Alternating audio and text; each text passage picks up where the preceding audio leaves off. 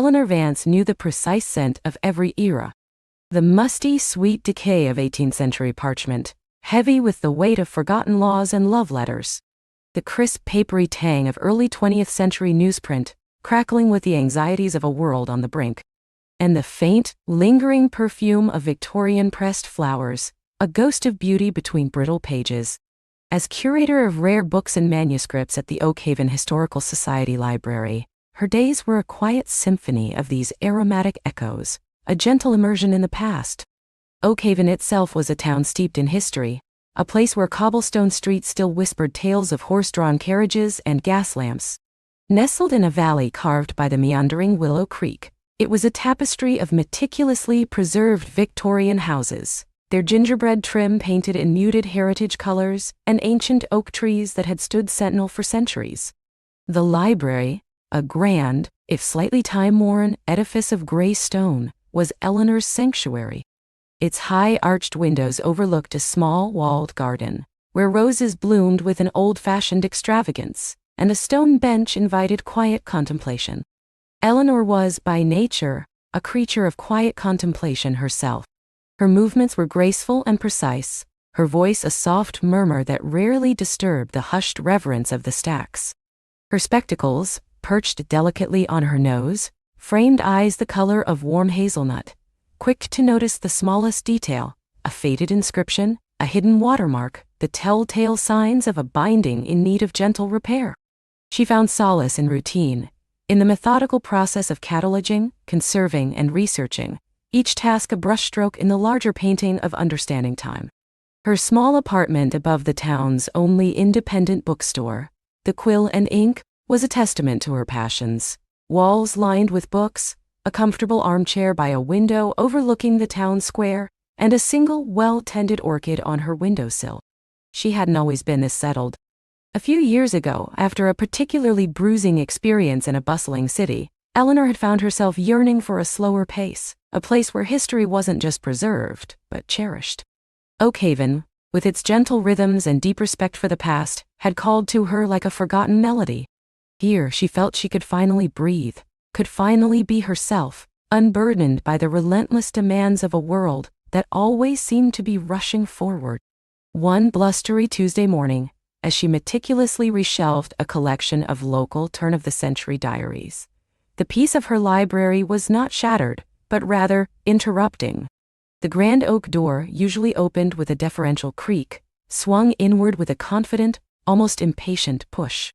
A gust of wind, carrying the scent of damp earth and distant rain, swept through the entrance hall, rustling the pages of an open book on a nearby table. Standing framed in the doorway was a man who seemed to belong to a different kind of story altogether. He was tall, with broad shoulders encased in a tweed jacket that looked both practical and stylish. His dark hair, slightly disheveled by the wind, fell across a high forehead, and his eyes, a startling shade of blue, scanned the cavernous hall with an intensity that made Eleanor feel, for a fleeting moment, as if she herself were an artifact to be catalogued. He carried a rolled set of blueprints under one arm, and a leather satchel slung across his body. A faint scent of sawdust and old wood clung to him, a different kind of history than the one Eleanor typically encountered. "Good morning," he said, his voice a rich baritone that resonated through the quiet space, a stark contrast to Eleanor's usual murmurs. It wasn't loud, but it possessed an assuredness that felt new. "I'm looking for the curator of special collections, Eleanor Vance, I believe?" Eleanor, still holding a fragile diary from 1892, felt a curious flutter in her chest. She straightened, pushing her spectacles higher on her nose. "That would be me," she replied, her voice softer than she'd intended. He offered a smile, a flash of white against the slight stubble on his jaw. "Julian Thorne. Apologies for the intrusion, but I've been given your name by the Oakhaven Preservation Trust. I'm the architect overseeing the restoration of the old Blackwood Manor." Black Manor. Eleanor knew it well. A magnificent, if dilapidated, estate on the outskirts of town, it had stood empty for decades, a beautiful, decaying monument to a bygone era. Rumors of its haunted past, its hidden passages, and its eccentric former owners were woven into the very fabric of Oakhaven folklore. It was a local legend, a structural poem of forgotten grandeur. "Ah, Yes, Blackwood Manor, Eleanor said, a hint of professional curiosity overcoming her initial surprise. A formidable undertaking, Mr. Thorne. Formidable, but endlessly fascinating, he agreed, stepping further into the hall. He gestured towards the rolled blueprints. I'm trying to piece together the original layout, the various additions, and particularly some of the more unique structural elements. The trust mentioned you might have some archival materials, blueprints, deeds, perhaps even personal correspondence from the Blackwood family that could shed some light on its evolution. Eleanor felt a thrill of professional excitement. Blackwood Manor was a rich vein of Oakhaven history, largely untouched by rigorous academic scrutiny. We do indeed have a rather extensive collection pertaining to the Blackwood family. They were quite prominent in the town's founding. Deeds, property maps, architectural plans from various periods, and a surprisingly detailed collection of their personal papers and estate records. Julian's blue eyes lit up, a spark of genuine enthusiasm. Excellent. That's precisely what I need. I'm particularly interested in anything that might explain the inconsistencies in the existing structure, odd brickwork, walled-off sections, a rather peculiar turret that seems to have been an afterthought. He moved closer, his gaze sweeping over the polished wooden floors and towering bookshelves, taking in the serene atmosphere. This is quite a place, Miss Vance. I can almost hear the stories whispering from these shelves. Eleanor felt a warmth spread through her. He understood. He saw the library not just as a collection of dusty tomes, but as a living repository of voices, of forgotten whispers. We like to think so, Mr. Thorne. Each book, each document holds a piece of someone's life. Julian, please, he corrected gently. And you must call me Eleanor. Eleanor, she repeated, testing the sound of her name on his lips. It felt different. So, Eleanor, Julian continued, his voice softening slightly, would it be possible to begin reviewing these materials today? I'm on a rather tight schedule, and the manor is proving to be a puzzle that requires every available piece. Eleanor hesitated. Her routine was a carefully constructed edifice, and spontaneous requests, especially ones involving such a vast collection, were rare. But the sheer scope of the Blackwood Manor project, and Julian's obvious passion, intrigued her. The Blackwood collection is extensive, Julian. It's not something one can simply review in an afternoon. Some of the documents are quite fragile, requiring careful handling, and much of it is still being catalogued. He nodded, not discouraged. I understand completely. My work is also about preservation, after all. I'm happy to work within your parameters to whatever schedule you deem appropriate. I just need access and your expertise to guide me through the relevant sections. He met her gaze, and Eleanor felt a strange sense of being seen, truly seen, not just as a librarian, but as a keeper of secrets, a guardian of the past. I wouldn't presume to rush the stories, Eleanor. I just want to listen. That phrase, listen to the stories, resonated deeply with Eleanor. It was precisely what she did every day. Very well, she said, a small involuntary smile touching her lips. I can prepare a selection of the most pertinent documents for you. Architectural plans, property deeds, and perhaps some of the more revealing family correspondence. We have a dedicated research room. Would tomorrow morning suit you? Perfectly, Julian said, his smile widening, crinkling the corners of his blue eyes. Thank you, Eleanor. You've no idea how much this means to the project. As he turned to leave, promising to return the next day, Eleanor noticed something. Just before he reached the door, he paused, his gaze fixed on a framed photograph of the old Oakhaven town square from the 1930s. A faint, almost imperceptible tune, a soft, lilting melody, escaped his lips, a gentle whistle that seemed to blend with the quiet hum of the library itself. It was an old folk tune, she recognized, one her grandmother used to hum. It was a subtle, charming detail, a whisper of a habit that contradicted his initial confident entrance. The next morning, Eleanor found herself arriving at the library earlier than usual. She had spent a restless night, her mind buzzing with the possibilities of the Blackwood Manor project, and, she admitted to herself, with the unexpected arrival of Julian Thorne. She carefully selected a trolley cart of documents, oversized linen blueprints, bound ledgers detailing property transactions, and several leather-bound volumes of family letters, brittle with age and filled with elegant looping script. She arranged them neatly in the sun-drenched research room, its large oak table gleaming under the morning light. Julian arrived precisely on time, bringing with him a fresh pot of coffee from the bakery down the street. A peace offering, he explained with a grin, for the inconvenience. He had changed into a more casual outfit. A chambray shirt with the sleeves rolled up, revealing strong forearms and worn jeans. He looked less like an imposing architect and more like an explorer, ready to delve into the unknown. "This is incredible, Eleanor," he breathed, his eyes wide as he surveyed the meticulously arranged documents. He approached the table with a reverence that pleased her, his fingers hovering over a faded map before he carefully unrolled it. "Are these original surveys?" "Indeed," Eleanor confirmed, pouring them both a cup of coffee. "From the early 1800s, detailing the original land grants. You'll find the manor's initial footprint here." She pointed to a section of the map, her finger tracing the faint lines.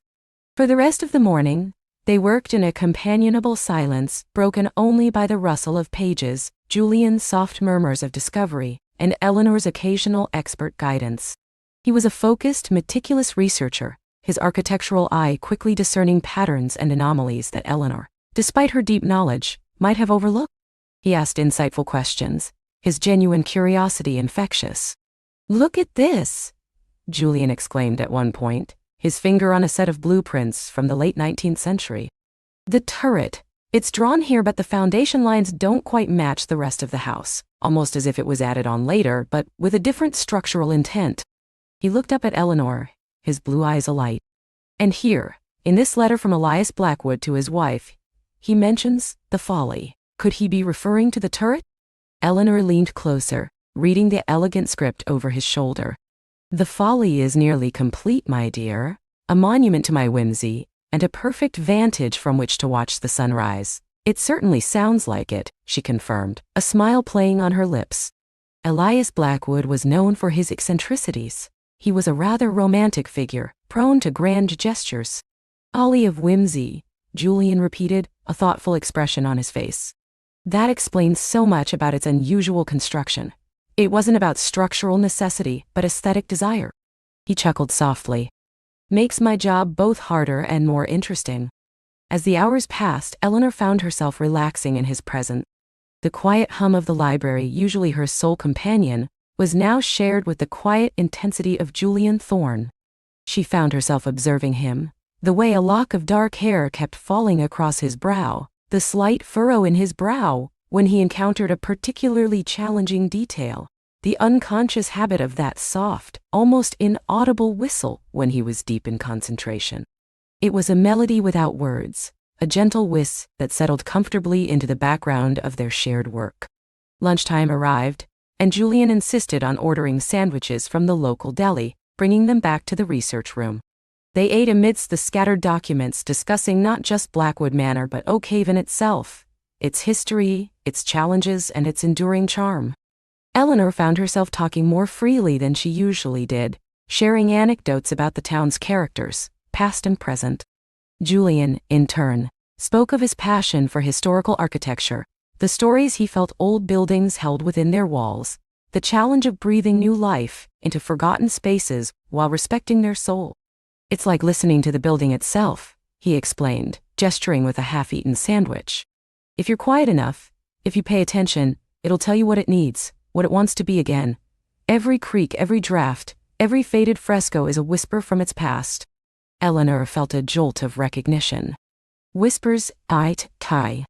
That was it. That was what drew her to these old documents, to this quiet life. The whispers of those who came before, speaking across time. And Julian, in his own way, was listening to the whispers of buildings. Their conversation flowed easily, jumping from the practicalities of masonry repair to the philosophical implications of preserving heritage. He asked about her, not just her work, but her life in Oakhaven, what she enjoyed, what she dreamed of. Eleanor, unused to such personal questions from a new acquaintance, found herself answering with a surprising openness. She spoke of her love for the quiet solitude of the library, the satisfaction of uncovering a forgotten detail, the simple pleasure of a good cup of tea and a well-worn novel. "And do you ever miss the city?" Julian asked, wiping his hands on a napkin. Eleanor paused, considering.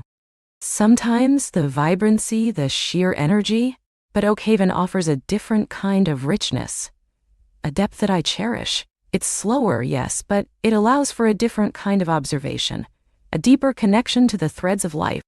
She looked around the research room, at the stacks of books, the light filtering through the window. Here, I feel like I'm part of something enduring.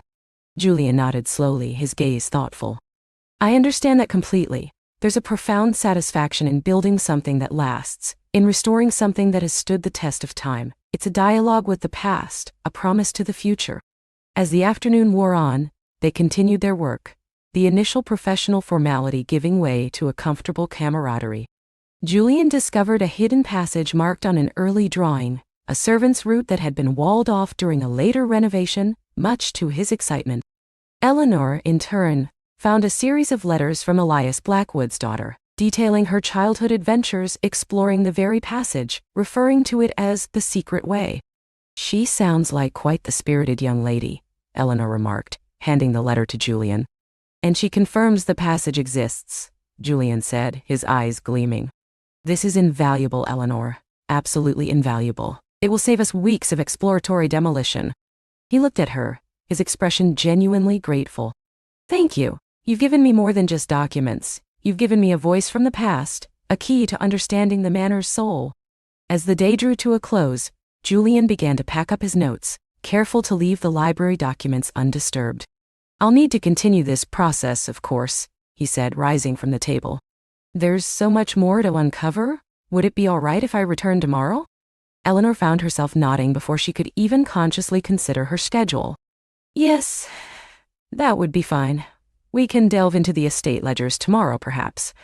They might offer insights into the changes in the manor's structure.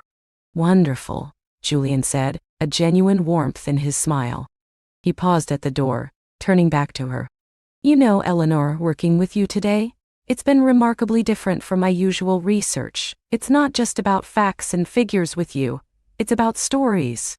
Eleanor felt a blush creep up her neck. That's what history is, isn't it? A collection of stories. Indeed, he agreed. And then, before stepping out, he gave her a soft, almost conspiratorial wink. And some stories need a little coaxing to whisper their secrets. He left, and the library returned to its usual hushed stillness. But Eleanor found that the silence felt different now. It was no longer just empty space. It was imbued with the echo of Julian's voice, the rustle of his blueprints, the faint, lingering scent of sawdust, and the soft, almost imperceptible whis of his forgotten melody. She looked at the old documents on the table, no longer just paper and ink, but living narratives, waiting for their next chapter to be discovered. And she, Eleanor Vance, the quiet curator, felt a surprising flutter of anticipation for the next day, and the next, wondering what other whispers Julian Thorne would help her uncover. The following morning, Eleanor awoke to a quiet hum of anticipation, a novel sensation that gently nudged her from the depths of sleep. The usual meticulous order of her routine felt imbued with a new, subtle vibrancy. As she moved through her sun-dappled apartment, brewing her Earl Grey tea, and selecting her clothes, her mind drifted, not to the dry historical texts awaiting her, but to the vivid memory of Julian Thorne. His laugh, rich and low, still echoed in her ears. The way his eyes, the color of warm honey, had crinkled at the corners when he smiled. The confident, yet gentle, curve of his hands as he'd unrolled the ancient blueprints. She found herself smiling, a soft, private curve of her lips that felt both unfamiliar and utterly welcome. She chose a dress of soft periwinkle blue, a color she rarely wore, instead favoring the muted tones of cream and gray. Today, however, felt like a day for a touch of brightness. She carefully braided her dark hair, a habit born of practicality, but today, she added a small silver pin shaped like a book, a whimsical touch she usually reserved for weekends. Arriving at the museum, the grand, hushed halls seemed to hum with more than just the usual quiet reverence. There was an energy, a promise. She walked past the display cases, each artifact now seeming to whisper with a renewed urgency, waiting to be understood, to have its story told. Her office, usually a sanctuary of peaceful solitude, now felt like a stage, set for a compelling duet. She was early as always, but Julian was even earlier. He was already there, leaning against her office doorway, a steaming cup of coffee in one hand and a small paper bag in the other. He wore a chambray shirt, the sleeves rolled to reveal strong forearms, and a faint, pleasant scent of cedar and coffee clung to him. "Good morning, Eleanor," he said, his voice a warm baritone, his eyes crinkling in that familiar, heart-quickening way. "I hope you don't mind. I brought reinforcements." He gestured with the bag. "Fresh pastries from the bakery down the street. Their almond croissants are legendary." Eleanor felt a blush creep up her neck, a surprising warmth spreading through her chest. "Julian, you didn't have to," she managed, her voice a little softer than intended. She accepted the coffee, its warmth seeping into her hands, and the bag, which smelled heavenly. "But, thank you. That's very thoughtful. Consider it fuel for our archaeological expedition into the past," he grinned, pushing off the doorframe. "Besides, I figured a master curator like yourself deserved a proper start to a day of groundbreaking discoveries." She laughed, a genuine, uninhibited sound that surprised even herself. "Groundbreaking, perhaps, but usually my discoveries involve more dust and less pastry." She led the way into her office, the scent of almond and coffee mingling pleasantly with the familiar aroma of old paper. They settled at the large oak table, the blueprints from yesterday still spread out, waiting. Julian took a bite of his croissant, his eyes scanning the intricate lines. "So," he began, crumbs dusting his chin, "where do we begin today? Did anything whisper to you in the night?" Eleanor took a sip of her coffee, feeling emboldened by his easy charm. "Actually, yes. I spent some time last night going over the notations on this particular section." She pointed to a corner of the blueprint, depicting what appeared to be a small, standalone structure, nestled amidst a cluster of trees, far from the main house. "It's labeled Gardener's Retreat, but the scale seems off. It's larger than a simple shed, and the internal structure, though faintly drawn, suggests more than just storage." Julian leaned closer, his brow furrowed in concentration. "You're right. Look at this. There's a small chimney flue indicated, and what looks like a rudimentary fireplace." He traced a finger along the faded lines. "They're unusually large for a functional outbuilding, almost like a conservatory but tucked away." "Exactly," Eleanor affirmed, a thrill of shared discovery running through her. "And more importantly, I found a very brief mention in one of the Thorne family ledgers from the late 1800s. It refers to the solarium, and a surprisingly high expenditure for its construction, listed under horticultural endeavors and personal recreation. The dates align with the estimated construction of this gardener's retreat." Julian looked up, his eyes alight with excitement. "A solarium, not a gardener's shed at all. A place for light, for plants, for quiet contemplation perhaps, and personal recreation could mean anything. Reading, painting, composing." He paused, a thoughtful look on his face. "My great-great-aunt, Isabella Thorne, was quite the artist and amateur botanist. She was known for her reclusive nature, preferring the solitude of the gardens to the grandiosity of the main house. She even dabbled in music." "Isabella Thorne," Eleanor murmured, her mind already sifting through the archives she knew. "I recall seeing some of her landscape sketches in the museum's collection. They have a certain ethereal quality." "Precisely," Julian said, nodding. "She was a sensitive soul, and if this solarium was hers, it could hold some fascinating insights into her life, and perhaps into the history of the house itself." He gestured back to the blueprint. "The location, tucked away from the main thoroughfares, suggests privacy, a hidden sanctuary." Their eyes met, a spark of understanding passing between them. This wasn't just a building, it was a window into a life, a story waiting to be told. "We need to find more," Eleanor declared, her earlier shyness completely forgotten in the face of this burgeoning mystery. Letters, diaries, anything related to Isabella Thorne and this solarium. For the next few hours they delved into the archives with renewed vigor. Eleanor, with her encyclopedic knowledge of the museum's holdings, guided Julian through dusty boxes and meticulously catalogued files. Julian, with his practical understanding of architectural evolution and his innate curiosity, offered fresh perspectives on obscure references.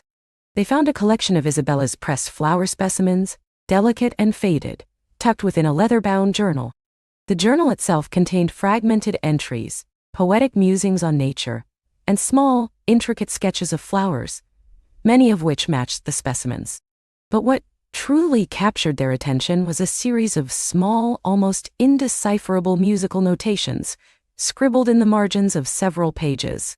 Julian carefully held one page, his thumb brushing lightly over the faded ink.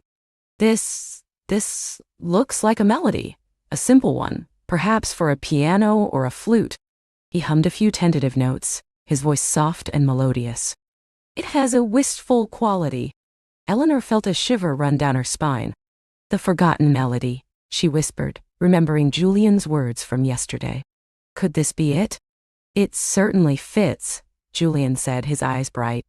Isabella, the reclusive artist, finding solace in her hidden solarium, composing music inspired by her beloved flowers. It's beautiful, isn't it?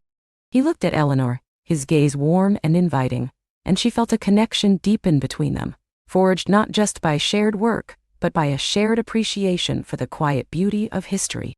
As noon approached, Julian glanced at his watch. All this historical sleuthing has made me incredibly hungry. How about we take a break? I know a charming little bistro nearby that makes a fantastic roasted vegetable tart. Eleanor hesitated for only a moment. Her usual lunch consisted of a precisely packed sandwich eaten at her desk. But the thought of another hour, another shared meal with Julian, was surprisingly appealing. That sounds wonderful, she said, a genuine smile gracing her lips. The bistro was cozy, filled with the comforting aroma of herbs and freshly baked bread. They found a small table by a window, bathed in soft afternoon light. Over their delicious tarts and sparkling water, their conversation flowed easily, drifting from Isabella Thorne to their own lives.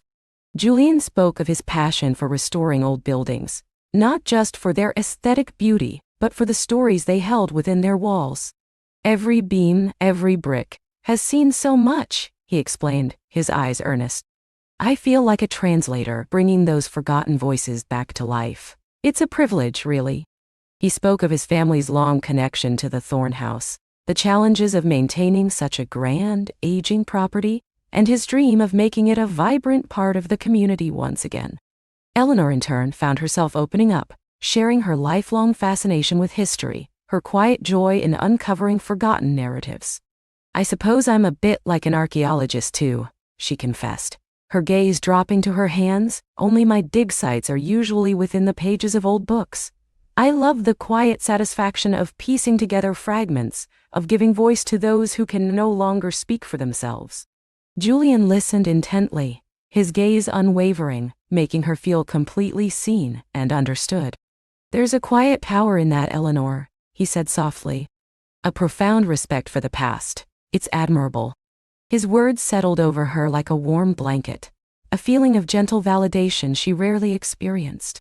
She looked up, meeting his gaze, and for a moment, the bustling bistro faded away, leaving only the comfortable silence between them.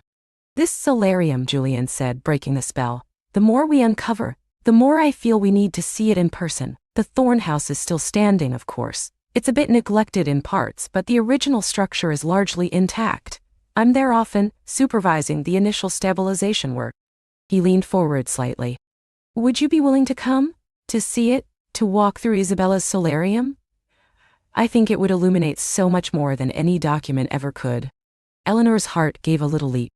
Visiting the Thorne house. Stepping into the very space they were researching. It was an exhilarating prospect, and a little daunting. Her work usually kept her firmly within the museum's controlled environment. But the pull of the mystery, and the quiet invitation in Julian's eyes, was irresistible.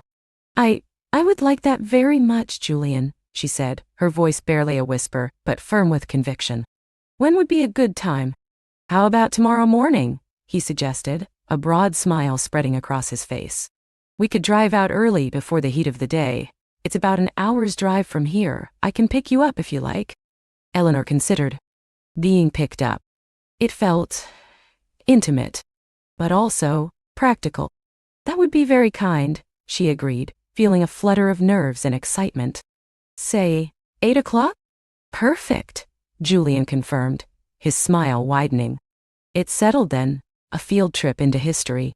The rest of the afternoon passed in a blur of continued research, fueled by the shared anticipation of their impending visit to the Thorn House.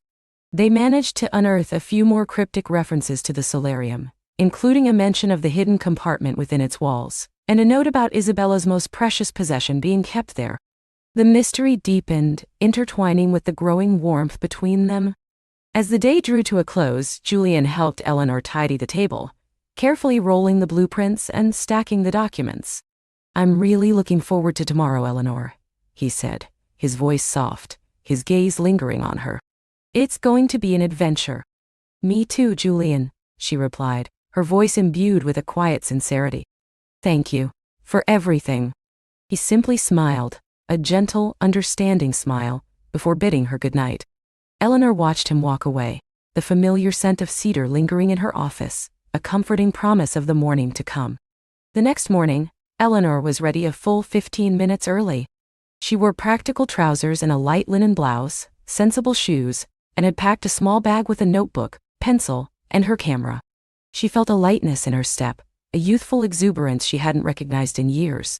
When Julian's vintage Land Rover pulled up to her curb precisely at 8, her heart gave another hopeful flutter. He stepped out, looking effortlessly charming in a faded denim shirt and sturdy boots. "Good morning, Eleanor," he greeted, his smile warm and genuine. "Ready to explore?" "As I'll ever be," she replied, a genuine smile reflecting his. The drive was pleasant, the early morning sun casting long shadows across the fields and rolling hills outside the city.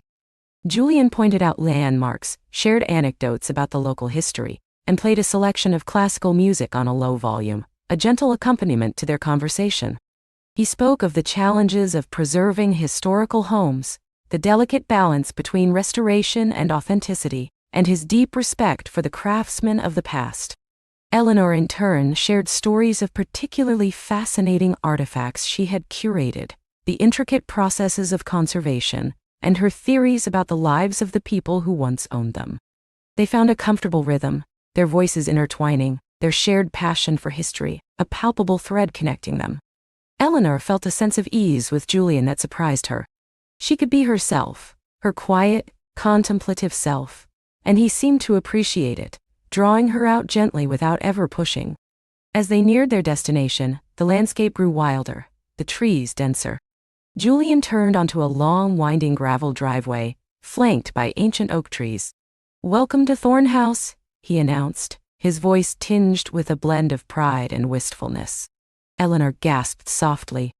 Through a break in the trees, the house emerged, a magnificent, if somewhat melancholic, vision. It was a grand Victorian mansion, built of dark red brick, with intricate gables, tall chimneys, and bay windows that seemed to gaze out over the estate like watchful eyes. Time had softened its edges, a gentle patina of age clinging to its facade, but its inherent grandeur was undeniable. Parts of the exterior showed signs of neglect, peeling paint and overgrown ivy, but Julian's description of stabilization work was evident in the newly secured windows and cleared pathways. "It's breathtaking," Eleanor breathed, genuinely awestruck. Julian pulled up in front of the sweeping veranda, its white columns now somewhat faded. "She's seen better days, but she has good bones, as they say." He turned to her, his smile gentle. "Shall we?" He led her around the side of the house, past the main gardens, which were still being reclaimed from years of wild growth. The air grew cooler here, scented with damp earth and ancient leaves. Following a faint, winding path, they soon arrived at their destination. There it was, nestled amongst a thicket of overgrown rhododendrons and towering ferns, the solarium. It was exactly as Eleanor had envisioned from the blueprints, yet so much more. Larger than a shed, smaller than a cottage, it was a delicate structure of glass and dark wood, partially obscured by climbing roses that had long since run wild. The glass panels, though cloudy with age and streaked with dirt, still allowed the dappled sunlight to filter through, creating an ethereal glow within. A small, elegant chimney rose from its roof, confirming the presence of a fireplace. "It's beautiful," Eleanor whispered, her voice filled with reverence. "Just as Isabella must have intended." Julian produced a large, old-fashioned key from his pocket. "The original key," he explained. "It still works, surprisingly." He fitted into the lock of the wooden door, which was painted a faded pale green. With a soft click and a gentle push, the door swung open, revealing the interior. The air inside was cool and still, carrying the faint scent of dried leaves and old wood. Dust motes danced in the shafts of sunlight that pierced the grimy glass. The floor was made of wide, planked wood, and along the walls, built-in shelves once held potted plants, now empty, save for a few brittle, desiccated leaves. A small, ornate fireplace occupied one wall, its hearth cold and empty. Eleanor stepped inside, her senses alive. This was Isabella's sanctuary. She could almost feel the presence of the reclusive artist, hear the gentle rustle of her skirts, the scratch of her pen on paper, the soft notes of her forgotten melody. According to the blueprint and some of the ledger notes, Julian began, pointing to a section of the wall beside the fireplace. There's supposed to be a hidden compartment here. It's marked with a small X on a very old sketch I found tucked into a family Bible. They examined the wall, running their hands over the weathered wood panels. The craftsmanship was exquisite, seamless. There was no obvious seam, no loose panel. Eleanor's keen eye, however, noticed a very slight difference in the grain of one panel, almost imperceptible. "Here," she said, her voice hushed with excitement. "Look closely at the wood grain. It's a fraction off here, compared to the panels above and below, and there's a faint indentation, like a thumbprint, right here." She pointed to a tiny, almost invisible mark. Julian knelt, examining the spot. "You have an incredible eye, Eleanor," he murmured, his voice laced with admiration. He pressed gently on the spot. Nothing. He tried pressing elsewhere, tapping, feeling. "Perhaps it's not a press," Eleanor mused, her mind racing, recalling tales of old hidden mechanisms. "What if it's a twist? Or a slide?" Julian tried a gentle twisting motion on the panel Eleanor had indicated. A faint click echoed in the quiet room. He twisted again, a little harder. Another click. And then, with a soft tunking, a section of the wooden panel, about a foot square, slid inward and then to the side, revealing a small dark recess within the wall. Eleanor gasped, her hand flying to her mouth. Julian looked up at her, his eyes wide with triumphant joy. "We found it," he whispered. Inside the compartment, nestled on a bed of faded velvet, lay a small, exquisitely carved wooden box. It was dark, polished wood, intricately inlaid with mother-of-pearl flowers and hummingbirds. Beside it, a single yellowed letter, tied with a faded ribbon. Julian carefully reached in, his fingers gentle, and retrieved the box and the letter. He handed the letter to Eleanor first. Her hands trembled slightly as she untied the ribbon. The paper was brittle, the ink faded, but the elegant script was still legible. It was a letter from Isabella Thorne, dated many years after the construction of the solarium. Eleanor began to read aloud, her voice soft, imbued with the weight of history. "My dearest solarium, my truest confidant, within these walls, amidst the gentle embrace of my botanical friends, I have found solace that the grand house could never offer. Here, my heart found its song, even when the world outside grew dim. The melody I scribbled in my journal, the one inspired by the morning dew on the rose petals, it is the voice of my soul, yearning for understanding, for connection." Eleanor finished reading, her voice thick with emotion. She looked at Julian, her eyes glistening. "She left it for someone to understand her," she said, her voice barely above a whisper. Julian nodded, his gaze tender. He then carefully opened the wooden box. Inside, nestled on the same faded velvet, was a small, delicate music box. Its winding key was tarnished, but intact. He carefully wound the key. A moment of silence stretched between them, pregnant with anticipation. Then, a soft, clear, hauntingly beautiful melody filled the solarium. It was the very tune they had found scribbled in Isabella's journal, the notes Julian had hummed, now brought to life. It was wistful, yearning, yet imbued with a profound sense of peace. Eleanor felt tears prick at her eyes. It was more beautiful than she could have imagined, a perfect echo of Isabella's artistic soul. She looked at Julian, whose eyes were fixed on the music box, a look of deep reverence on his face. This was not just a historical find. It was a deeply personal connection to his family's past, and now, to their shared present. When the melody finally faded, a profound silence descended, more eloquent than any words. Julian carefully closed the box, his movements slow and deliberate. She found her peace here, Eleanor murmured, finally breaking the silence. And now her music lives again. Julian turned to her, a warmth in his eyes that made her heart ache in the most beautiful way. Thanks to you, Eleanor, he said, his voice husky with emotion. You saw what others missed. You heard her whisper. He reached out, his hand gently covering hers where it rested on the old wooden table. His touch was warm, comforting, and utterly electrifying. Eleanor didn't pull away. She let the warmth of his hand and the lingering echoes of Isabella's melody wash over her. They spent a little more time in the solarium, exploring its quiet corners, imagining Isabella at work, at peace. Julian shared more stories of his great-great-aunt, piecing together a fuller picture of her life, a life now illuminated by their discovery. Eleanor meticulously documented their findings, sketching the compartment, photographing the box and the letter, her curator's mind buzzing with the significance of it all. As the sun began to climb higher, casting longer shadows through the dusty glass, they made their way back to the Land Rover. The drive back to the city was quieter, filled with a comfortable silence, punctuated by shared smiles and thoughtful glances. The world outside felt richer, more meaningful, imbued with the magic they had uncovered.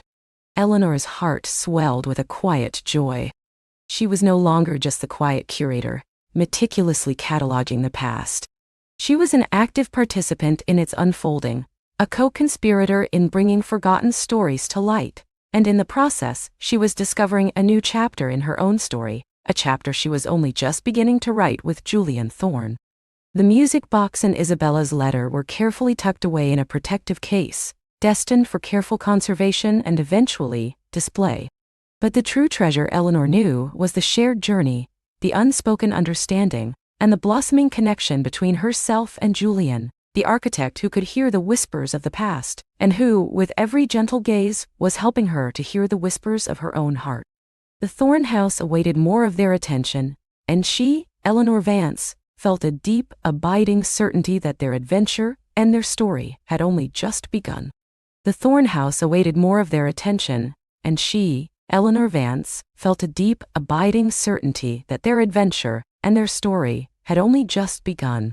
The following days settled into a comfortable rhythm, a dance between careful excavation and quiet conversation. They worked side by side, their movements often mirroring each other, Julian's careful measurements and sketches complementing Eleanor's meticulous cataloging. The house in turn seemed to respond to their combined dedication, slowly yielding its secrets. One crisp autumn afternoon, as a gentle rain pattered against the leaded glass windows, Eleanor was carefully cleaning a small hidden compartment behind a loose panel in the library. Julian was across the room, sketching a detail of the ornate fireplace mantel. The air was thick with the scent of old wood, dust, and the damp earth outside. "Julian," Eleanor called softly, her voice barely a whisper. He looked up, his pencil still poised. "Find something?" She held up a small leather-bound journal, its cover faded but its gold tooling still faintly visible. "Looks like a diary, from the late 18th century by the style of the binding." Julian's eyes lit up, the way they always did when history beckoned. He crossed the room, his long strides covering the distance quickly. He knelt beside her, their shoulders brushing.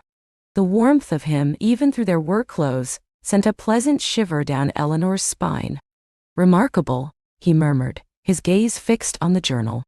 "Who do you think it belonged to?" Eleanor carefully opened it. The delicate script, though faded, was still legible. "It seems to be the personal reflections of a Miss Amelia Thorne, daughter of the original builder perhaps, or a close relative." Over the next few evenings after their workday at the Thorne house concluded, they found themselves drawn to the journal. They sat by the flickering fire in Eleanor's temporary living room, Julian often leaning back in a worn armchair, Eleanor curled on the sofa, the book resting on her lap.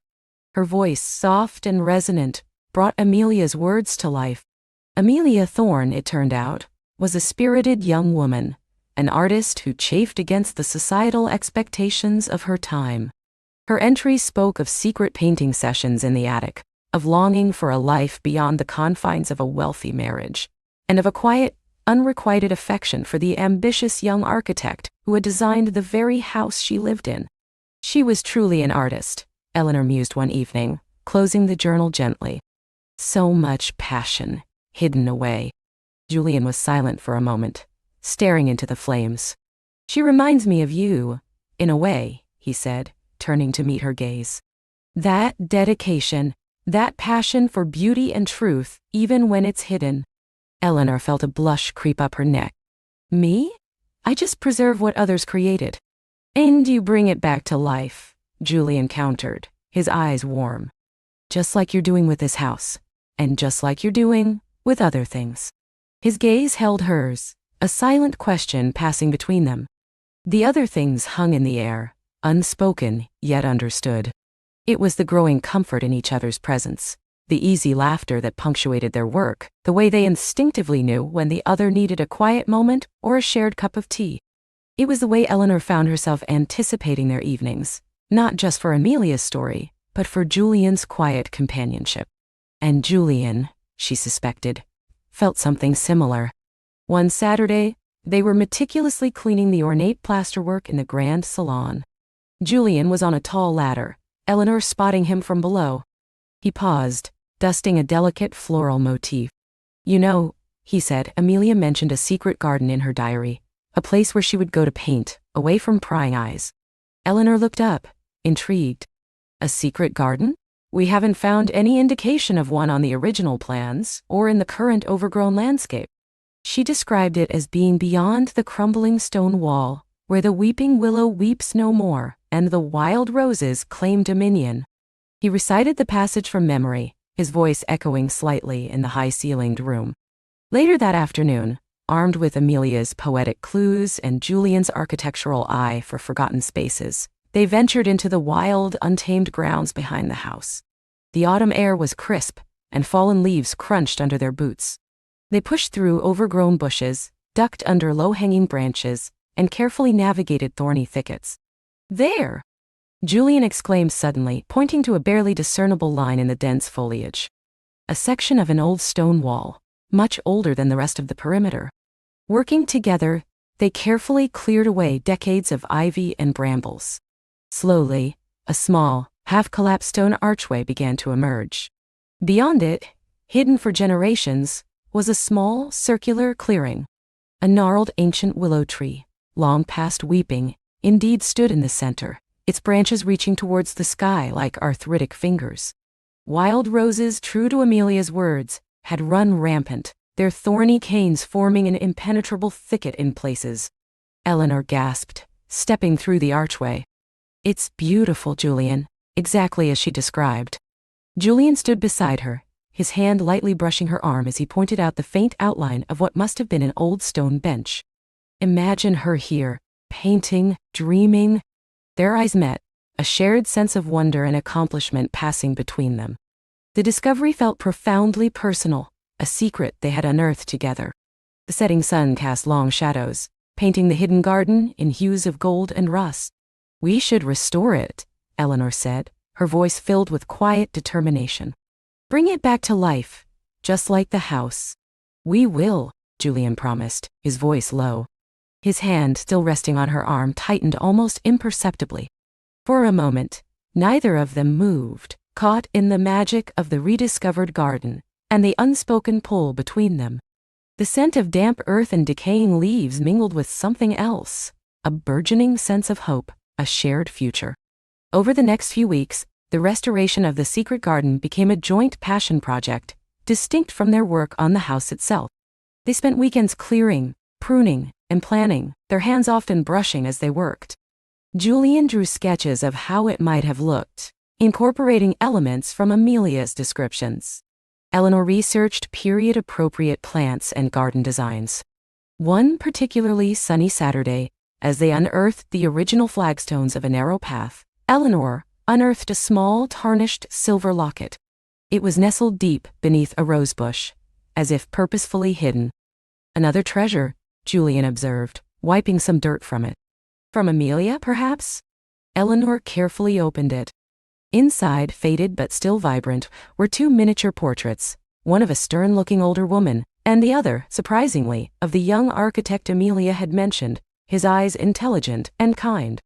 It's him, Eleanor breathed, a bittersweet ache in her chest. Her unrequited love. She must have hidden it here, in her secret place. Julian took the locket from her, his thumb gently tracing the tiny portrait. She kept his image close, even if she couldn't keep him. He looked up, his gaze intense. It's a reminder, isn't it, that some feelings, some connections are worth holding on to, even if they seem impossible. The weight of his words hung in the air, heavy with unspoken meaning. Eleanor felt her heart quicken. She knew he wasn't just talking about Amelia and her architect. He was talking about them. Their evenings, once filled with Amelia's journal, now often included discussions of their future plans for the garden, or simply comfortable silences punctuated by the crackling fire. The line between professional colleagues and something more profound had blurred, almost imperceptibly. They knew each other's habits, their quiet quirks, their shared enthusiasms.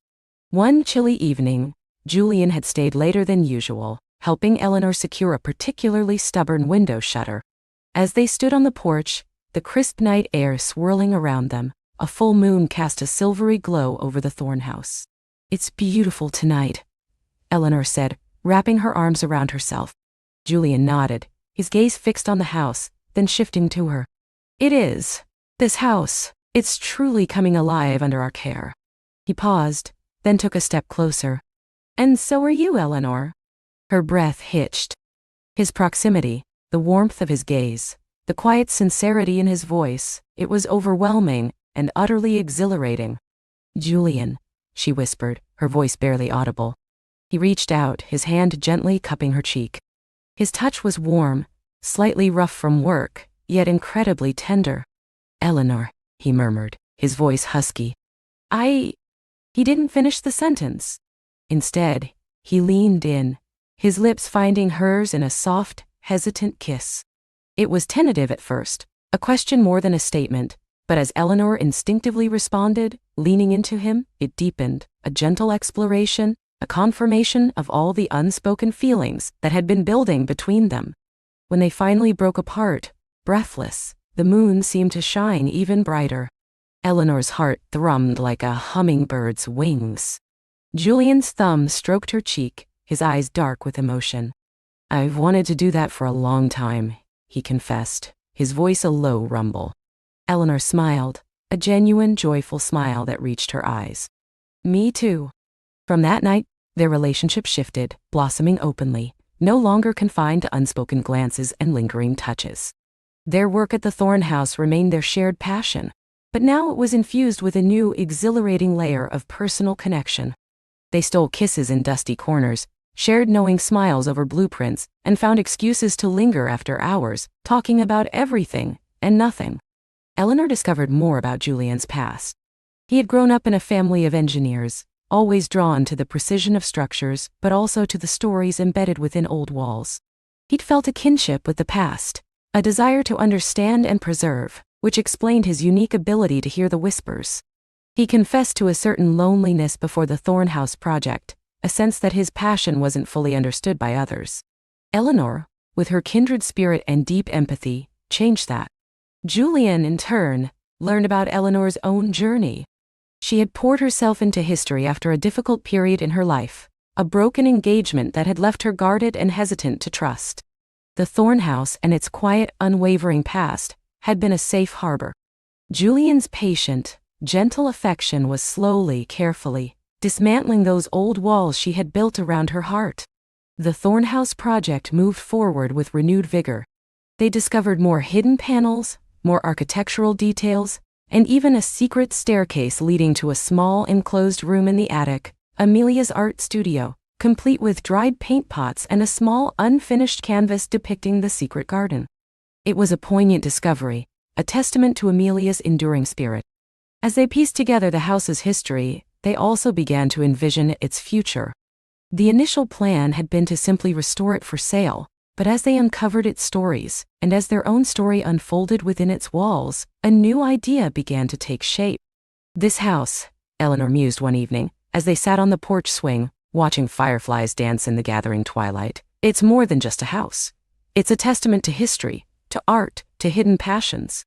"It's a story," Julian agreed, his arm around her shoulders, pulling her closer. And it deserves to be shared. They began to explore the possibility of turning Thorn House into a historical museum and cultural center, a place where Amelia's art could be displayed, where the stories of the past could inspire future generations, and where the secret garden could bloom once more for all to enjoy. It was an ambitious undertaking, requiring more funding and a new level of community engagement, but their shared enthusiasm was infectious. They presented their vision to the Historical Society and local benefactors. Eleanor, usually reserved, spoke with a passionate eloquence that surprised even herself, drawing on Amelia's diary and their own discoveries to weave a compelling narrative. Julian provided detailed architectural plans, demonstrating how the house could be both preserved and made accessible. Their combined presentation was a resounding success. Funding began to trickle in, and the project expanded. They hired a small team of skilled craftsmen and conservators, but Eleanor and Julian remained at the heart of it, their hands-on involvement unwavering. Their days were long, but filled with a sense of purpose and the quiet joy of shared creation. One afternoon, as they were discussing the layout of the future museum exhibits, a small point of disagreement arose. Julian wanted to preserve a certain section of original wallpaper, despite its poor condition, arguing for its historical integrity. Eleanor felt it was too damaged to be aesthetically pleasing and might detract from the overall display, suggesting a faithful reproduction instead. The discussion, usually so easygoing, became a little tense. "It's about authenticity, Eleanor," Julian insisted, his brow furrowed. "The house deserves its original fabric, even if it's imperfect. But it also deserves to be presented beautifully, Julian," Eleanor countered, her voice firm. "We're not just preserving, we're interpreting. And sometimes interpretation means making difficult choices for the sake of the overall experience." They argued gently, but persistently, each convinced of their own perspective. The disagreement, though minor, highlighted a subtle difference in their approaches. Julian's purest reverence for the original, Eleanor's pragmatic desire for accessible beauty. For a moment, a flicker of doubt crossed Eleanor's mind. Could two people with such different instincts truly build a future together, both professionally and personally? That evening, a rare silence settled between them as they drove back to Eleanor's place. The comfortable ease that had become their norm was momentarily absent. As Julian walked her to her door, he paused, his hand on the doorknob. "Eleanor," he began, his voice softer now. "About the wallpaper. Perhaps I was a little too rigid." Eleanor looked up, her heart aching at the distance that had sprung up between them. "And perhaps I was too focused on the aesthetic, Julian. You're right, authenticity matters deeply." He reached out, taking her hand. "We both care, profoundly. That's what matters most, isn't it? That we share the same ultimate goal for this house, even if our paths to get there might sometimes diverge." "Yes," she agreed, squeezing his hand. "It is." He pulled her gently into his arms. "I don't want us to argue," he murmured into her hair. "Especially not over something like wallpaper." "Me neither," she confessed, wrapping her arms around his waist. It felt awful. He held her close for a long moment, the warmth of his embrace melting away the day's tension. "We'll find a compromise," he said, his voice reassuring. "We always do." And they did. The next morning, they revisited the wallpaper, discussing options with their team. They decided to preserve a small, intact section of the original wallpaper behind a protective glass panel, with a carefully researched reproduction filling the rest of the room. It was a solution that honored both their perspectives, a testament to their growing ability to navigate differences with respect and love. As winter approached, the Thorn House began to transform. The scaffolding came down, revealing freshly painted exteriors in historically accurate colors. The interior spaces, once dim and dusty, were now light-filled and vibrant, ready to tell their stories. The secret garden, though dormant for winter, had been carefully tilled and planted, awaiting spring's bloom. The grand opening of the Thorn House Museum and Cultural Center was set for the following spring. It was a monumental undertaking, a culmination of months of tireless work, shared dreams, and a love that had blossomed within its very walls. The week before the opening, Eleanor found herself walking through the quiet, empty rooms late one evening. The house was spotless, ready. Exhibits were in place, Amelia's art studio recreated with care, her locket displayed prominently as a symbol of hidden passion. The scent of fresh paint and polished wood filled the air. She walked into the grand salon, the room where she and Julian had first seriously discussed Amelia's diary, where they had found common ground beyond their professional roles. She closed her eyes, letting the whispers of the house wash over her, not just the echoes of the past, but the vibrant hum of the present, of her own journey. Julian had helped her not just to hear the whispers of her heart, but to embrace them, to trust them. A gentle hand on her shoulder startled her. She opened her eyes to see Julian standing there, a soft smile on his face. "Lost in thought?" he asked, his voice tender. "Just reflecting," she admitted, turning to face him. "On everything. On this house, on Amelia, on us." He reached out, taking her hands in his. "It's incredible, isn't it, what we've built here?" "More than just a building, Julian," Eleanor said, her gaze fixed on his. "It's a legacy, and it's our story." He nodded, his eyes shining. "Our story, yes, and I want it to continue, Eleanor, forever." He knelt down, right there in the grand salon, amidst the history they had brought back to life. From his pocket, he produced a small velvet box. Eleanor's breath caught in her throat.